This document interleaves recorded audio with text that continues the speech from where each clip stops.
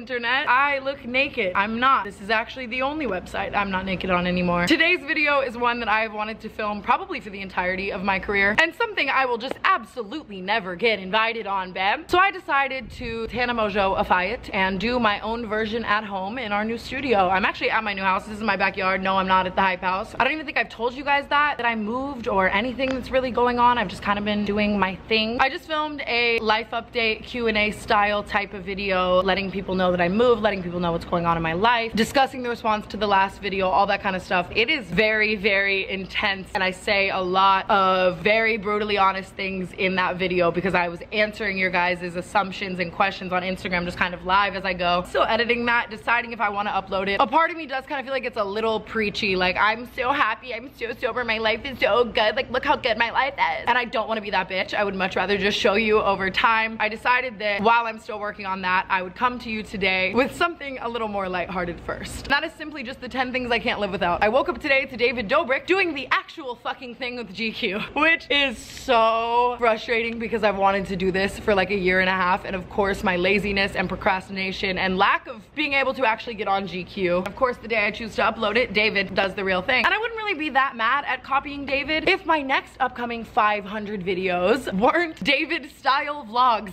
That's really not how I wanted to announce that, but I can't wait to show you guys that. So I'm sorry that my next 10 videos in succession will be copying David Dobrik, but then again, my entire career has been that. Speaking of copying David Dobrik, I saw him giving away 5 Teslas in order to get people to go and vote. And I sat back and I really thought to myself, you know, with my platform, with all that I have to offer, what can I give back to people in order to incentivize them to vote? And after lots of long, hard thinking, I came to the conclusion that the only thing I have to offer is my body. Not Taylor Holder's motorcycle outside ruining this clip. They voted for Joe Biden. I will be sending back a free nude with a little booty for Biden moment. It's no Tesla, but it is my ass directly in your inbox if you'd like it. So go vote. Really quickly before I get into this video, the only thing that I talked about in that life update Q&A that I want to discuss right now is the response to my last video. And I went in depth discussing that in that video, and I will be talking about it more in the future. It is not something that I'm trying to bury in the slightest. Like I said in that video, if I have to discuss it at the beginning of my next video until I get it right and until I make you proud and until I show you I've grown, that's exactly what I'm gonna fucking do. Looking back, I could have done it a lot better. I was just so afraid of putting my emotion in it and making something so not about me